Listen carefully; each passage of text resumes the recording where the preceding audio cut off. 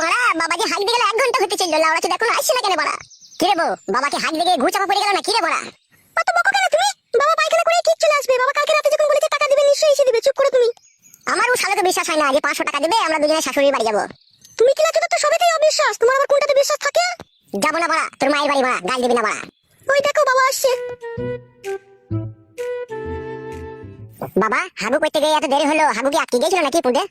ও কি কথা হবে বুকা চুদা, হাগা কেন আটকাবে? হাইকবো হেগে আইবো তবে তো। বেশ ঠিক আছে, পয়সা দাও। তোর হাতে কি গান মারাইতে দেবো? আমি বৌমাকে দেবো 500 টাকা।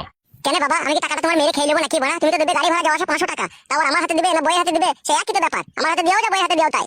তোর হাতে দিয়ে গান মারাবো না কি বে? তুই এখন কোথায় কি করে দিবি? দিয়ে এখন আধেক রাস্তা থেকে ঘুরে এসে বলবি টাকা হারিয়ে গেছে। তুই খেলা চোদে আমার জানা নাই। এই নাও বৌমা, ধরো টাকাটা ধরো। একটা কথা শোনো বৌমা, তোমার মায়ের সাথে বেশি রকম কথাবার্তা বলা দরকার নেই, ঠিক আছে? চুপ বে শালো আর কপালি চুদা। আর বলবে বৌমা যে মা তুই একা বয়স্ক মানুষ, তোর এখানে একা রান্না বান্না করে খেতে খুবই অসুবিধা হচ্ছে, আর ওখানে কোনো অসুবিধা হবে না। আমার শ্বশুরের বেগুনের বাগান আছে, ঠিক আছে? সবজি মালের কোনো অভাব নেই, কোনো অসুবিধা নেই, পাশাপাশি দুটো ঘর, তোর কোনো টেনশন নাই, তুই খাবি দাবি ওখানে আরামসে থাকবি। এইভাবে বুঝিয়ে পারিয়ে নিয়ে চলে আসবে। কি কি বুঝতে পেরেছো বৌমা? ঠিক আছে বাবা, বুঝতে পেরেছি। বাবা বলবে বল। বলবে না বাবা, তাহলে যাবো না বাবা, বলে দিলাম শাশুড়ি বাড়ি। আচ্ছা ঠিক আছে বলবো না, বল কি বলবি বল। 125 টাকা আমাকে আলগা দিয়ে দাও বাবা। কেন বে, কি গান মারাইতে দেবো 125 টাকা আলগা? আমি 1 বোতল বাংলা মাল নেবো 60 টাকায়, আর শাশুড়ি লেগে 15 টাকার 12 ভাজা নিয়ে নেবো, আর একটা বড় চণ্ডীদাস বেরি নিয়ে নেবো। আর যদি পয়সা বাড়ে তাহলে শাশুড়ি লেগে 1 ডজন চুড়ি কিনে নেবো। বে আর কপালি চুদা, ওসব নিতে হবে না বে, তোরা যেই তো চলে আসবি বে। বাড়া এই জীবনে প্রথম শ্বশুর বাড়ি যাচ্ছে, শাশুড়িকে যদি কিছু কিনে না দিতে পারি, শাশুড়ির জন্য যদি 1 ডজন চুড়ি না নিয়ে যেতে পারি, যদি 15 টাকার 12 ভাজা কিনে যেতে না পারি, শাশুড়ি যদি ফুচকা খাই যদি ফুচকা না খাইতে পারি, বাড়া করে আমাকে জামাই বলে মানবে নাকি? তোমার কথা শুনে বাবা কোনো জায়গায় আমি সম্মান পাইও নি আর পাবো না। লেবে ধর সাদা কপালি চুদা, লে ধর।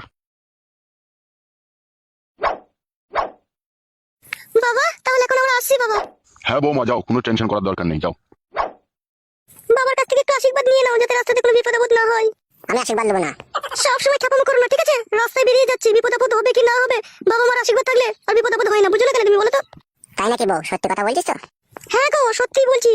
তাইলে তো নিতে হবে। হ্যাঁ নিয়ে নাও। বিদায় দেন পিতা গো, ও পিতা বিদায় দেন আমারে গো, গুণের পিতা পিতা গো। শাশুড়ির বাড়ি যাব পিতা গো, ও পিতা কি বলে সালাম দুব গো, গুণের পিতা পিতা গো।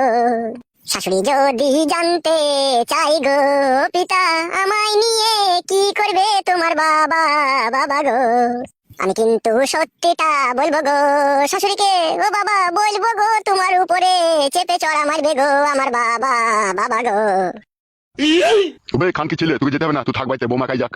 কেন বাবা, মানে আমি নতুন জামা প্যান্ট পরলাম আর আমি যাবো না বললে কি করে হবে? তা বুকা চোদা সব আজে বাজে কথা বলিস কেন বে? তুই শাশুড়ি গেলে আমি খারাপ কাজ করবো? বুকা চোদাকে কানে মারবো কোনে এক চর। কিছু করবো না তো বাবা? না বে শালো। ঠিক আছে বাবা, কথা দিলে মনে থাকে জানো। চলো শোনাবো, হাঁটো।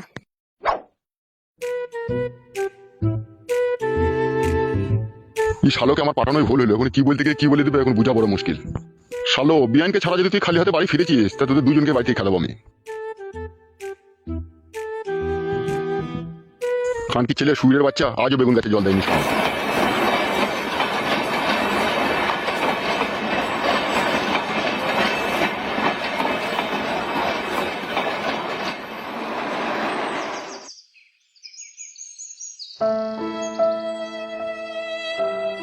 মা, ও মা, কে কে ওখানে?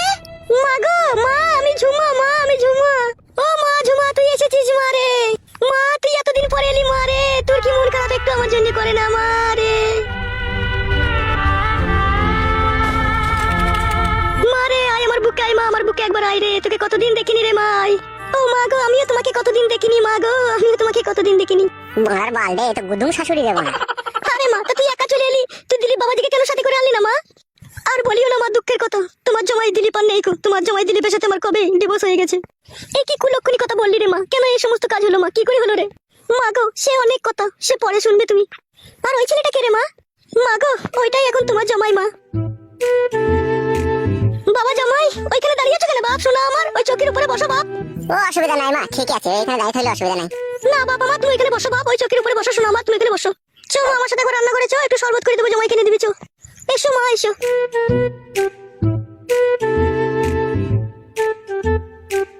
বাবা বাড়ামুকু এই ইঞ্জিন টান করবে কি করে রে বাড়া?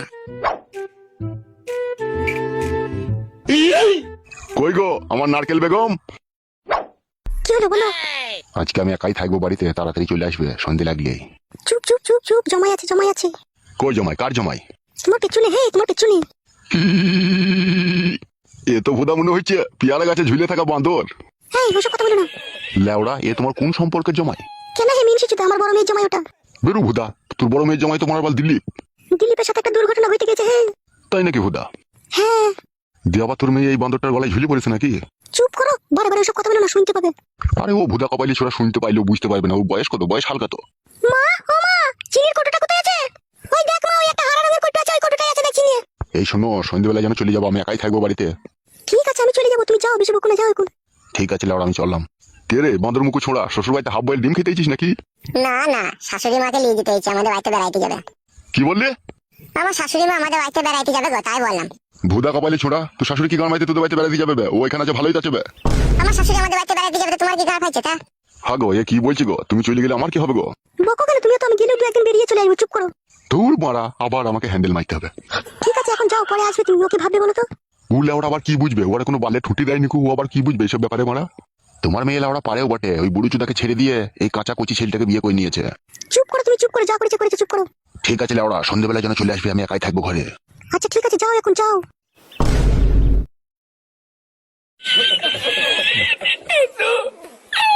কই রে মা, জামাই বাবাজির জন্য শরবতটা নিয়ে আয় নাকি? এই তো হয়ে গেছে মা, যাচ্ছি। যা রে মা যা, শরবতটা জামাই বাবাজিকে দিকে যা, কখন থেকে বেচারা বসে আছে, যা দিকে যা। ও কই গো, শরবতটা নাও, ধরো খাও। বড়া, কাঁচের ফুলের গ্লাস নাই, প্লাস্টিকের গ্লাসে শরবত নিয়েছিস বড়া? আমাকে কি বাড়ি রাখাল পেয়েছিস নাকি? এটা তোমার নিজের বাড়ি নয় যে যা বলবে তাই আমি শুনবো। ধরো গিলে দাও, নাইলে করে দিয়ালে মাথা ঠুকে দেবো। টক টক টক টক টক টক টক টক টক টক। হ্যালো, এই কেলাচি দি, এত নুন দিচ্ছিস কেন লো শরবতে? সে কি রে মা, কি নির্লজ্জ বেহায়া জামাই, আমার সামনে তোকে খিস্তি করে গালাগালি দিচ্ছে। সবই আমার পুরো ভাগ্য রে মা, না হলে কি এইরকম চেঙ্গাটি চুদা ভাতার আমার কপালে জুটে? বল মা, এই ছেলেটাকে যদি দিলীপ বাবা যে আরো ভালো জামাই ছিল রে মা, তো তাকে কেন ছেড়ে দিলি রে মা? সে অনেক কথা মা, চলো রান্নাঘরে রান্না করতে করতে সব কথা বলবো, চলো। আয় মা তাহলে আয়।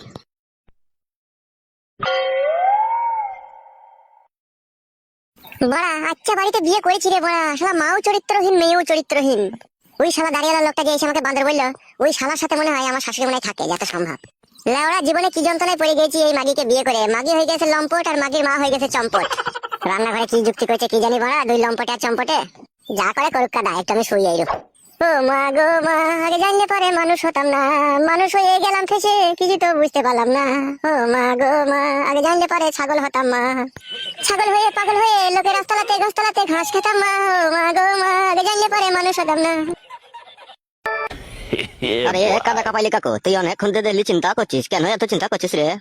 আর বলিস না বাড়া, আমার নারকেল বেগমকে নিয়ে যেতে এসেছে ওর জমাই বাড়া, দুদিনকার জন্য বেড়াতে যাবে বাড়া। এই দুদিন যে আমার কি কষ্ট যে হবে বাড়া। ও লাউড়া, এই ব্যাপার বটে। নারকেল বেগম বাড়া বিধবা ছিল, বইয়ের মতো মালটাকে ব্যবহার করছিলাম আজ 7-8 বছর থেকে।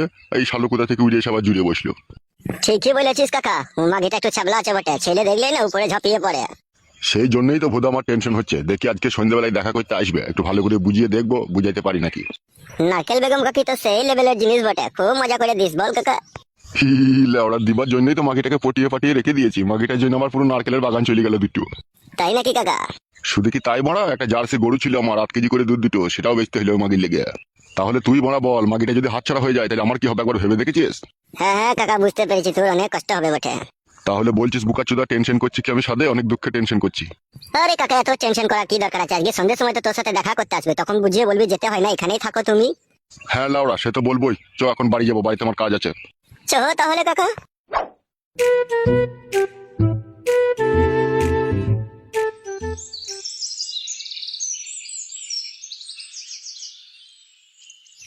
আরে মা, দিলীপ বাবাজির সাথে তোর কি এমন হয়েছিল যা ওকে তোকে ডিভোর্স করতে বাধ্য হতে হলো?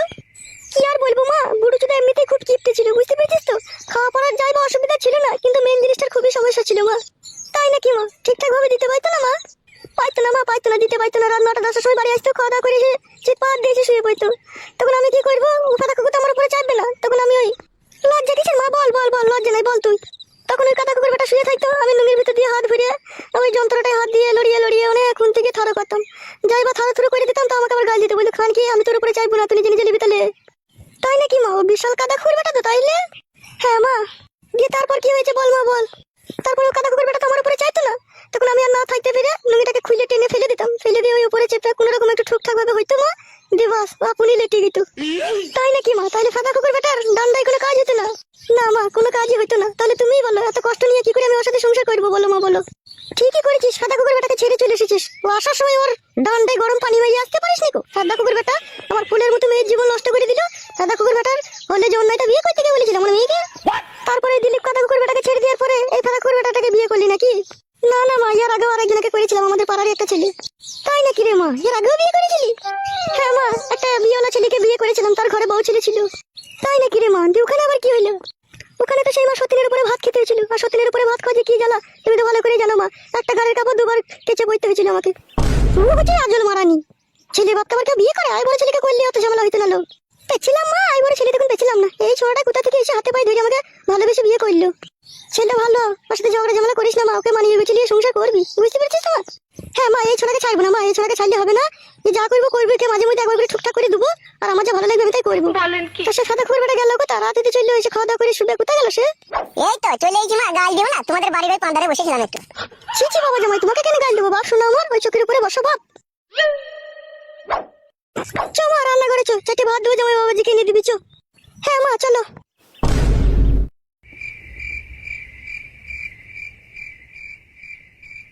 ওহ কি যন্ত্রণা, ময়দা গুনে হয় যে রুটি, মা গুনে তো হবে বিটি।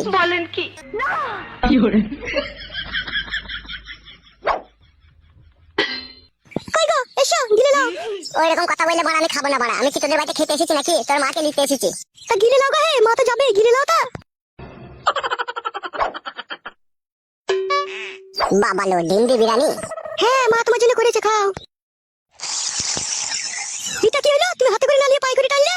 তোর মা আমাকে খেতে দিয়েছে, আমি পায়ে করে টেনে খেতে পারি, হাতে করে টেনে খেতে পারি, সেটা আমার ব্যাপার, তোর কথা বলতে হবে না তো। আচ্ছা শুয়ে বাচ্চা তুই। তোমাকে কি এখন কিছু বলবো না, তো বাড়িতে তারপরে তোর হবে। কি বললে তুমি? কিছু বলিনি, তোর মা নিজের হাতে বিরিয়ানিটা পাঠিয়েছে তাই বললাম। হ্যাঁ হ্যাঁ খেয়ে নাও, বেশি বকু না। আরে মা, রাত তো অনেকই হয়ে গেল, তাহলে ঘুমাবি তো নাকি এবার? বসো বসো মা, ঘুমাবো তো। না মামার আবার রাত হলেই না তোর এই মেজু কাকিদের বাড়িতে আমাকে একবার একবার করে মাঝে মধ্যে যেতে হয়। কেন মা, মিঠু কাকিদের বাড়িতে রাতে তুমি গিয়ে কি করো? জমাই বাবাজি ঘুমিয়ে গেল নাকি? তাই তো, জমাই বাবাজি ঘুমিয়ে গেছে তো। আর বলিস না মা, তোর ওই মেজু কাকির লারের সমস্যা নয় গো, যে এই মাজাতে যন্ত্রণা করে, তাই আমি মাঝে মধ্যে গিয়ে ওই একটু শালিমার নারকেলে তেল দিয়ে টেনে দিয়ে আসি। তাই নাকি মা? কবে থেকে হয়েছে রে ওর সমস্যা তাহলে? অনেক দিন থেকেই হয়েছে রে মা, অনেক ডাক্তার পানি দেখাইছে, ঠিক হচ্ছে না। তাহলে ভারী যন্ত্রণার কথা শোনালে তোর মা তুমি? হ্যাঁ মা, তোরা বস, জমাই বাবাজি তো ঘুমিয়ে গেছে, ওকে ঘুমাইতে দে। ঠিক আছে, আমি যাবো, আর কিছুক্ষণ পরে আবার চলে আসবো। আচ্ছা ঠিক আছে মা, যাও তাহলে তুমি। আচ্ছা ঠিক আছে মা, তোরা তাহলে ঘুমা।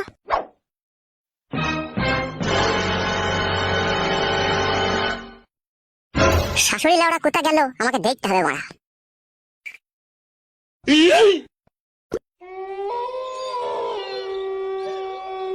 তোর লেওড়া এত রাত হতে চললো, মাগিটা আবার কখন আসবে? লেওড়া যদি মাগি জমায়ের সাথে গল্প করতেই ব্যস্ত, আসুক মাগিকে আগে তলা সই দেবো আজকে। ছি লেওড়া, বান্টুটা ঠাড়ো হয়ে আছে আর মাকে আসতে কত দেরি করছে বলো দেখিনি। একটু ধৈর্য ধরে থাক মারা, অত হড়বড় করিস না, আসছে তো।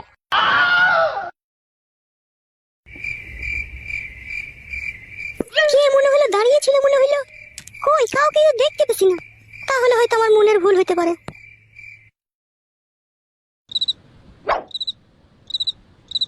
লেওড়া, আমি কখন থেকে তোমার জন্য অপেক্ষা করছি, তাড়াতাড়ি আসতে পারছো না তুমি?